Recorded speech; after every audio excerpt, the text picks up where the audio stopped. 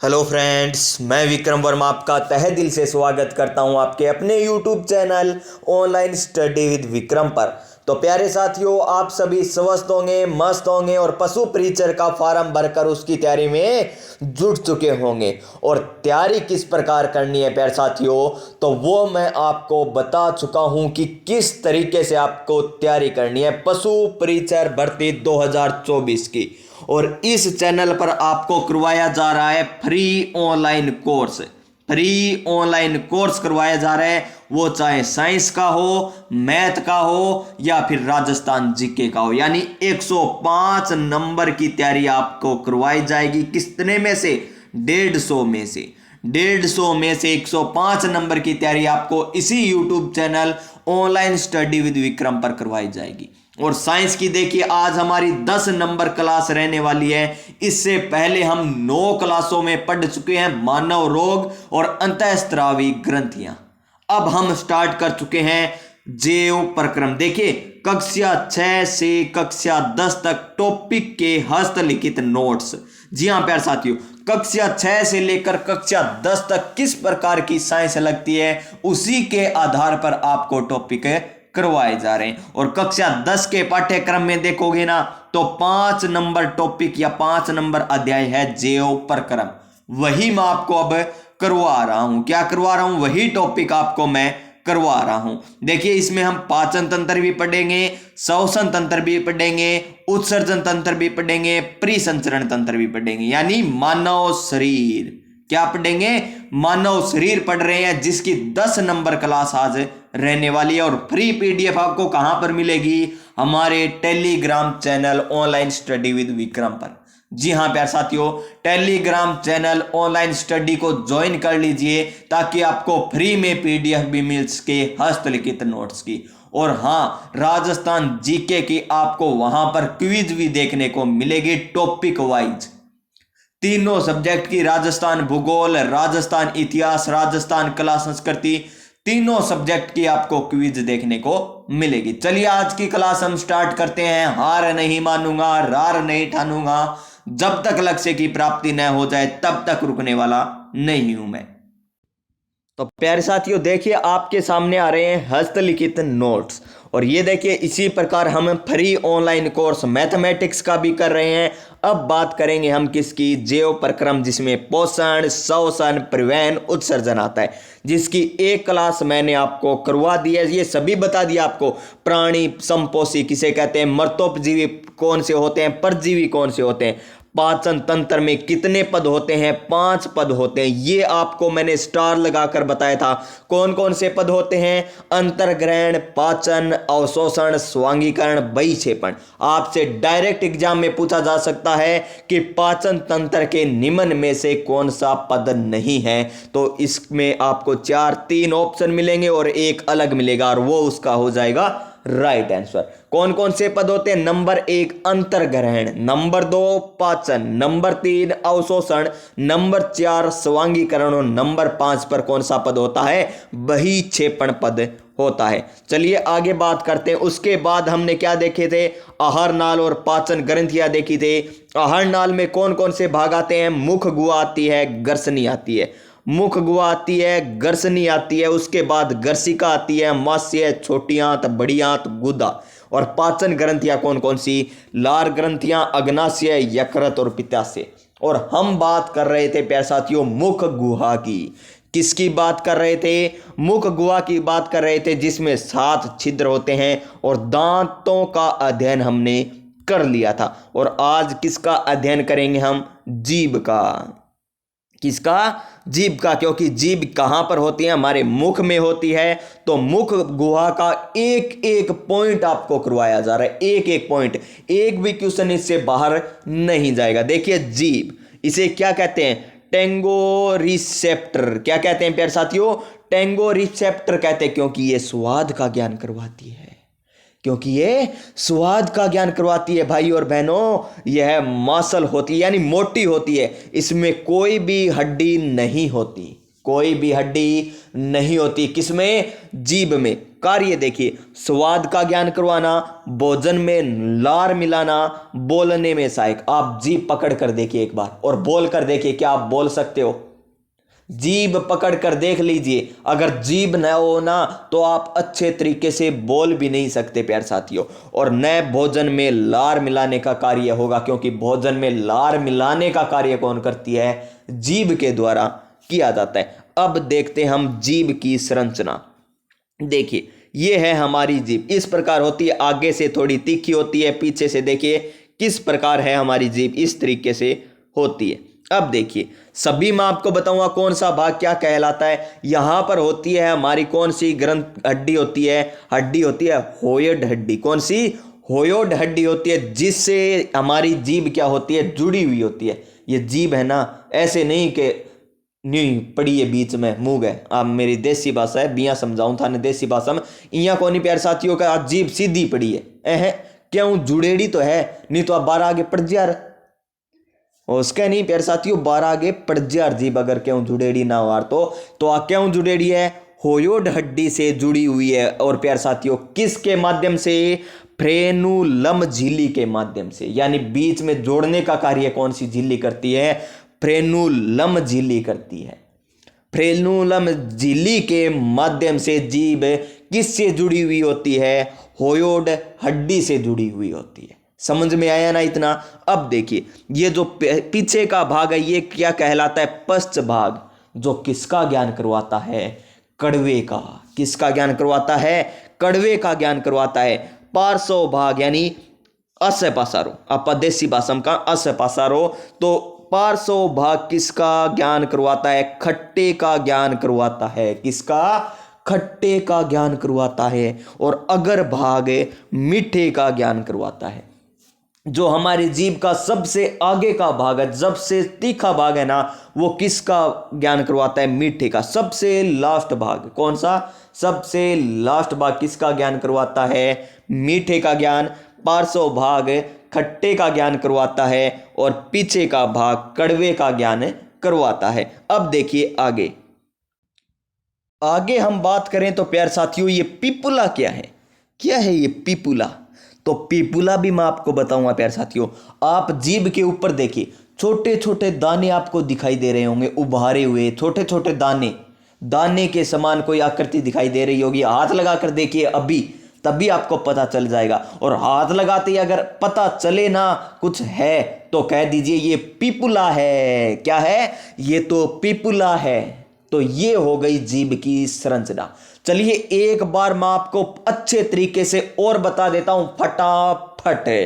तो देखिए प्यारे साथियों, जीभ की संरचना आपके सामने है स्क्रीन पर। जीभ किससे जुड़ी हुई होती है? होयोड हड्डी से जुड़ी हुई होती है।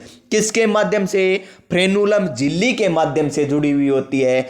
जीभ का अग्र भाग किसका ज्ञान करवाता है? मीठे का ज्ञान करवाता है। पार्श्व भाग बोले तो किसका ज्ञान करवाता है? खट्टे का ज्ञान करवाता है। और पश्च भाग बोले तो किसका ज्ञान करवाता है? कड़वे का ज्ञान कराता है। और जीभ के ऊपर जो छोटे छोटे दाने आपको दिखाई दे रहे हैं उसे क्या कहते हैं? पिपुला। क्या कहते हैं प्यारे साथियों? पिपुला कहा जाता है। ये हो गई जीभ की संरचना। तो चलिए हम नेक्स्ट बात कर लेते हैं लार। जीभ, जो लार क्या है? भोजन में लार मिलाने का काम कौन करती है? जीभ करती है। अब लार की तो कुछ बात करेंगे ना, लार किस प्रकार होती है। तो लार की बात करें तो 3 जोड़ी होती है, 3 जोड़ी ग्रंथियां होती है लार की। यानी 3 जोड़ी होती है। कौन कौन सी होती है? नंबर 1 पैरोटिड लार ग्रंथि। कौन सी ग्रंथि? पैरोटिड लार ग्रंथि। नंबर 2 सब लिंगवलियो अधोजीवा। सब लिंगवल या अधोजीवा।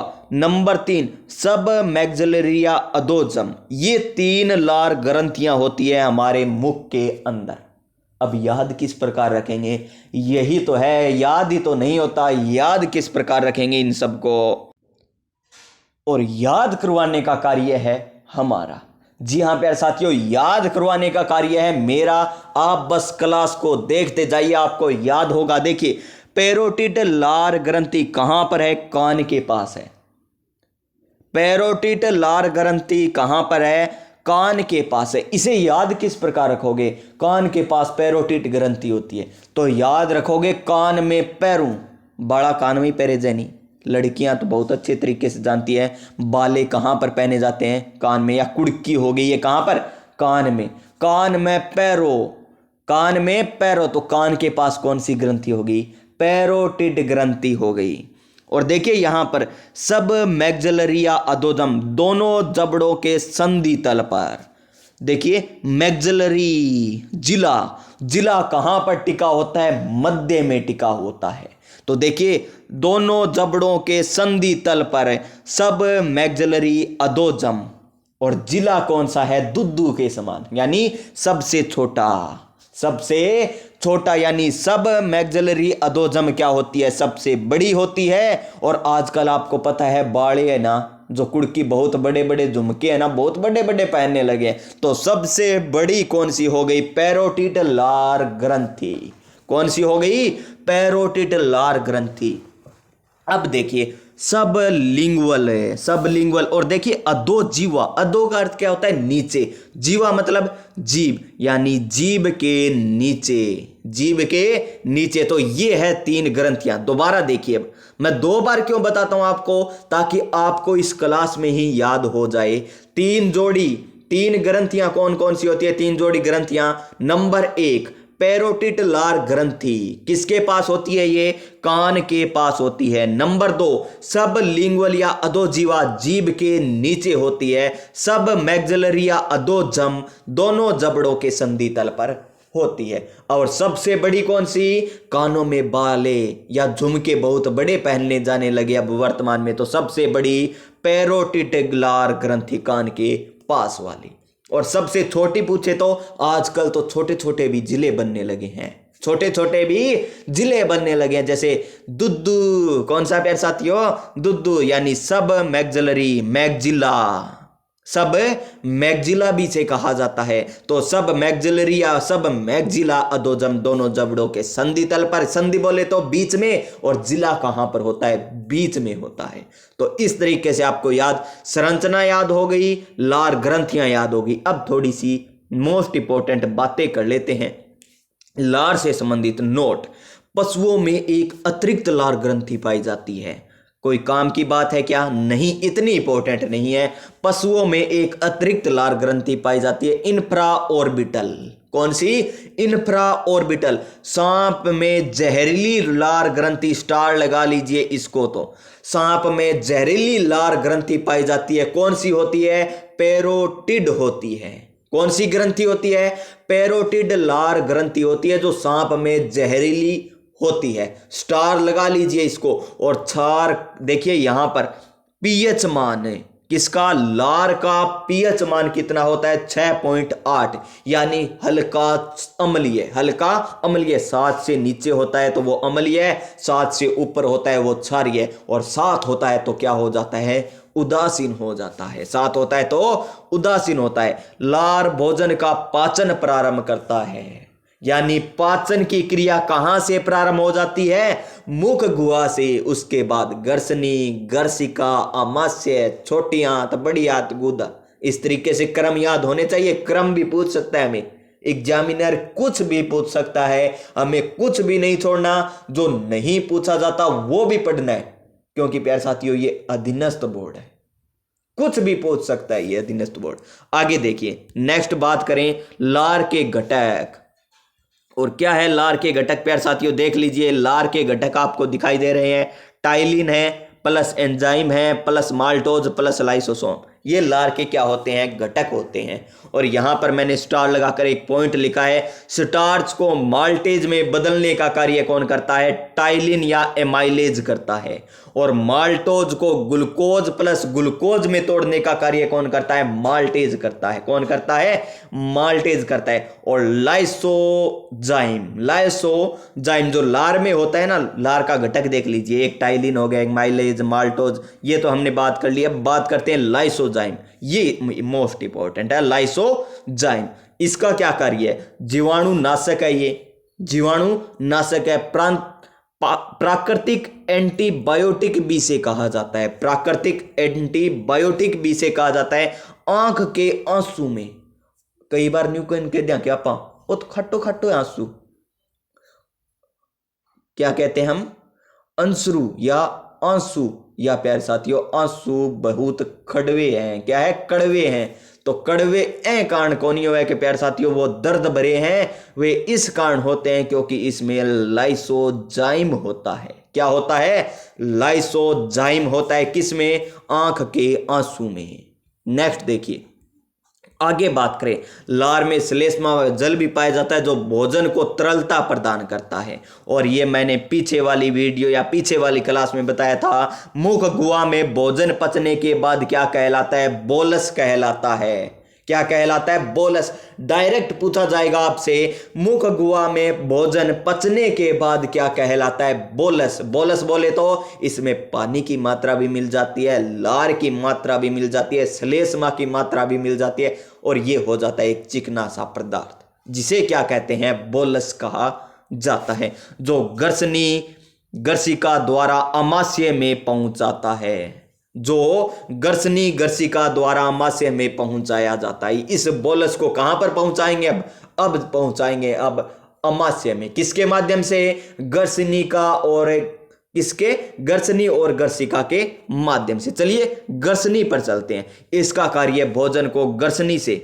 गर्शिका का कार्य देखिए, इसका कार्य भोजन को गर्शनी से अमाशय तक पहुंचाना होता है, जहां पाचन से संबंधित कोई क्रिया नहीं होती। यहां पाचन पूचन की होनी है, सीधो अमाशयम जाणगो एक माध्यम है। क्या है प्यारे साथियों, एक माध्यम है, कहने पहुंचाणगो भोजन, और वे भोजन को क्या नाम बताया मैं थाना भी, बोलस। क्या बताया, बोलस। दोबारा एक बार और लिख लीजिए, क्या हमें जाता है, बोलस। क्या होता है, बोलस होता है। आगे देखिए, और बोलस देखिए, ये बात और देखिए, अभी और पता चलेगा बोलस आगे जाकर क्या बन जाएगा। बोलस उसमें हाइड्रोक्लोरिक अम्ल यानी HCl और जठर रस की मात्रा मिल जाती है, तो क्या बन जाता है, काइम। क्या कहलाता है, ये काइम कहलाता है। और ये काइम कहां पर कहलाएगा, ये मैं आपको आगे बता दूंगा। चलिए अब बात करते हैं हम अमाशय की। किसकी बात करते हैं, अमाशय की बात कर लेते हैं। अमाशय की आकृति कैसी, जे के आकार के समान, जे आकार के समान होती है। भोजन सबसे ज्यादा कहां रुकता है, अमाशय में रुकता है। अमाशय की दीवारों में श्लेष्मा की परत पाई जाती है, जो पाचक एंजाइम से अमाशय से सुरक्षा करती है। यानी अमाशय के चारों ओर दीवार पाई जाए, बात श्लेष्मा की बनेड़ी है, और वो क्या करे, अमाशय ने सुरक्षा प्रदान करे। इतनी सी तो बात है। आकृति पूछ ले, जे अक्षर के समान, और प्यारे साथियों न्यू पूछ ले, ताने सानू ज्यादा भोजन खटे डटे है, तो वो डटे खड़े अमाशय में, खड़े अमाशय में। अब देखिए अमाशय की संरचना, ये देखिए जे अक्षर के समान आपको दिखाई दे रही है अमाशय की आकृति। देखिए इस प्रकार जे, ये देखिए इस प्रकार जे है ना। तो अब बात करते हैं अमाशय की। अमाशय को 3 भागों में बांटा जाता है। कितने भागों में बांटा जाता है अमाशय को, 3 भागों में बांटा जाता है। नंबर 1 अमाशय ये हो गया, इससे ऊपर वाला, इसे क्या कहते हैं, कार्डिक अमाशय। क्या, कार्डिक अमाशय कहा जाता है। फिर आता है बीच वाला हिस्सा, जिसे फंडिक अमाशय कहा जाता है, और नीचे जो बच गया 3 नंबर, इसे कहा जाता है पाइलोरिक अमाशय। क्या कहा जाता है, पाइलोरिक अमाशय कहा जाता है, जो छोटी आंत से जुड़ा हुआ होता है। अब आपसे पूछ ले, छोटी आंत से अमाशय का कौन सा भाग जुड़ा होता है, तो जुड़ा होता है पाइलोरिक अमाशय। कौन सा, पाइलोरिक अमाशय छोटी आंत से जुड़ा होता है। और आपसे पूछ ले, भोजन नली से यानी गर्शनी या गर्शिका से कौन सा भाग जुड़ा होता है, तो कार्डिक अमाशय जुड़ा होता है। इतनी बात समझ में आई। चलिए आगे चलते हैं। अब हम देखिए अमाशय के ऊपर, अमाशय की ये जो दीवार है ना, आराम से समझिए, बिल्कुल आराम से। अमाशय की ये जो दीवार आपको दिखाई दे रही है ना, ये दीवार, यानी यहां से ऊपर से आ रहा है भोजन, भोजन आ रहा है, और भोजन अमाशय में आ गया, वापिस ना चला जाए, अन्यथा तो आप ऐसे उल्टे खड़े होइए और भोजन पट सारो बार है, रोकण को काम तो कोई करे नहीं प्यारे साथियों। इस भोजन को बाहर आने से रोकता है कोई, तो रोकता है ना। तो वो कौन रोकता है? कार्डरिक अवरुद्धनी। यहां पर बनी होती है ये कार्डरिक अवरुद्धनी। जब भोजन अंदर आ जाता है तो खुल जाती है और वापस बंद हो जाती है। कौन सी? कार्डरिक अवरुद्धनी। क्योंकि ये कार्डिक अमाशय में पाई जाती है, इस कारण इसे कार्डरिक अवरुद्धनी कहा जाता है। और भोजन, प्यारे साथियों, यहां नीचे जाने के बाद वापस ऊपर ना आए, यहां पर पाई जाती है पाइलोरिक स्फिंडर। क्या पाई जाती है? पाइलोरिक स्फिंडर पाई जाती है। ऐसे ना हो कि प्यारे साथियों आपका भोजन आपने ग्रहण किया और आप पैर ऊंचे और हाथ नीचे करके खड़े हो जाएं और भोजन वापस बाहर आ जाए। इसी को बचाने के लिए ये पाई जाती है कार्डरिक अवरुद्धनी। क्या पाई जाती है? कार्डरिक अवरुद्धनी पाई जाती है। और पाइलोरिक स्फिंडर का कार्य क्या होता है? जो अवशिष्ट होता है ना, उसको अमाशय में नहीं आने देता, उसको अमाशय में नहीं आने देता है पाइलोरिक स्फिंडर। ये आपको मैंने बता दिए। और जठर रस कहां पर मिलता है आपको? फंडिक अमाशय में मिलता है, जिसकी पीएच कितनी होती है? 1 से लेकर 2, और लगभग पूछ ले तो 1.7 होती है। कितनी होती है? लगभग पूछे तो 1.7 होती है। और इसमें पाई जाती है अमाशय में 3 प्रकार की सेल्स, जिसे कोशिका कहते हैं।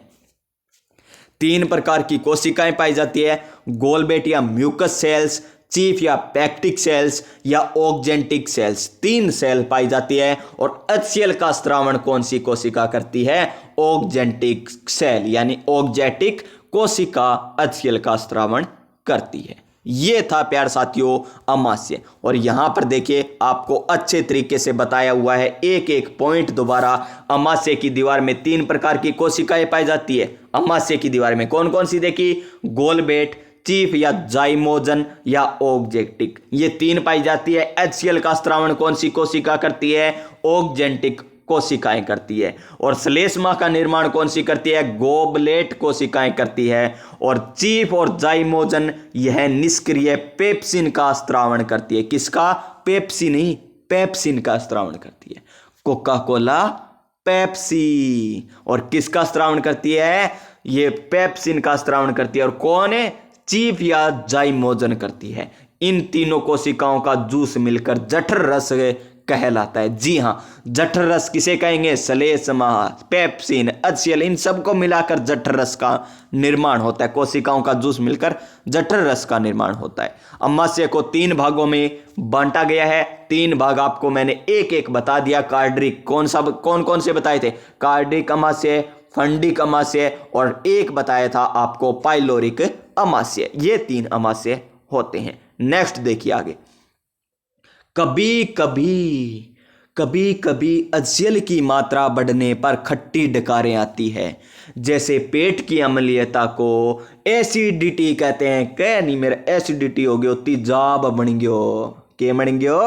तेजाब बन गयो। वो ए कारण हुआ है कि प्यारे साथियों एचसीएल की मात्रा बढ़ गई, जिसे दूर करने के लिए मिल्क ऑफ मैग्नीशिया स्टार लगा लीजिए, मिल्क ऑफ मैग्नीशिया का प्रयोग किया जाता है। अमाशय में भोजन में सबसे पहले एचसीएल आकर मिलता है। और एचसीएल की पीएच 1 से 2 होती है। सबसे पहले अमाशय में भोजन आता है तो उसमें आकर मिलता है कौन सा? एचसीएल अम्ल। और एचसीएल अम्ल का स्त्रावण अमाशय में कौन सी कोशिकाएं द्वारा किया जाता है? ऑक्जेंटिक कोशिकाओं के द्वारा किया जाता है। और इसका कार्य देख लीजिए, एचसीएल के क्या क्या कार्य हैं। अमाशय के माध्यम को अम्लीय बनाना, कार्डिक अवरोधनी को बंद करना। ये बंद करना बहुत जरूरी है, वरना था भोजन वापिस आ जाएगा, फिर कहोगे ये क्या हुआ। फिर देखिए, ये है हमारी म्यूकस। म्यूकस आपको मैंने बताई है, अमाशय की भीतरी सतह को म्यूकस कहा जाता है। कार्बोहाइड्रेट वर्सेस CO2 प्लस, ये कोई इंपॉर्टेंट नहीं है। निष्क्रिय एंजाइम रेनिन और पेप्सिन को सक्रिय बनाता है। निष्क्रिय एंजाइम थे ना, जो किसने स्त्रावण किए थे प्यारे साथियों? 2 नंबर कोशिकाएं ने। किसने? 2 नंबर कोशिकाएं ने स्त्रावण किए थे। मोजाइक कोशिका ने जो स्त्रावण किया था ना, देखिए मोजाइक, जाइमोजन, मोजाइक नहीं जाइमोजन। चीफ या जाइमोजन ने जो निष्क्रिय पेप्सिन स्त्रावण किया था ना, उसे क्या करता है? ये सक्रिय करता है। कौन? एचसीएल। और जीवाणु से क्या करता है? सुरक्षा करता है। जीवाणु से क्या करता है, सुरक्षा करता है। अब बात करेंगे अमाशय के एंजाइम की। अमाशय के एंजाइम की बात करते हैं और बस यहीं तक पढ़ेंगे। एंजाइम की बात करके छोटी आंत, बड़ी आंत और गुदा कल पढ़ लेंगे कंप्लीट पाचन तंत्र। तो देखिए क्या है एंजाइम, रेनिन, पेप्सिन, लाइपेज। ये याद किस प्रकार करें, मुझे तो ये समझ में नहीं है, हम कराएंगे प्यारे साथियों। एंजाइम किसमें, आमाशय में। तो ट्रिक क्या, लारे पेप्सी, यानी पेप्सी लिया अपने तो लारे पेप्सी पार्टी करंग आज, क्योंकि अमाशय कह मने पेप्सी पिया, अमाशय के कह पेप्सी पिया। ला रे पेप्सी, ला से लाइपेज, रे से रेनिन, पेप्सी से पेप्सिन। बस प्यार साथियों यही है ट्रिक। ला रे पेप्सी, ला रे पेप्सी रहे कितनी बार कहती है, इतनी कोई कौन ले हो। ला से लाइपेज, रे से क्या बनेगा रेनिन, पेप्सी से पेप्सिन। तो रेनिन का क्या कार्य है, रेनिन का कार्य है दूध का पाचन करना। हम जो दूध पीते हैं ना उसका पाचन करता है रेनिन, और जो हम प्रोटीन ग्रहण करते हैं उसका पाचन कौन करता है, पेप्सिन उसका पाचन करता है। और बात करें वसा जो हम ग्रहण करते हैं उसका पाचन कौन करता है, लाइपेज वसा का पाचन करता है। और लाइपेज पता है वसीय अम्लों को ग्लिसरॉल में बदल देता है।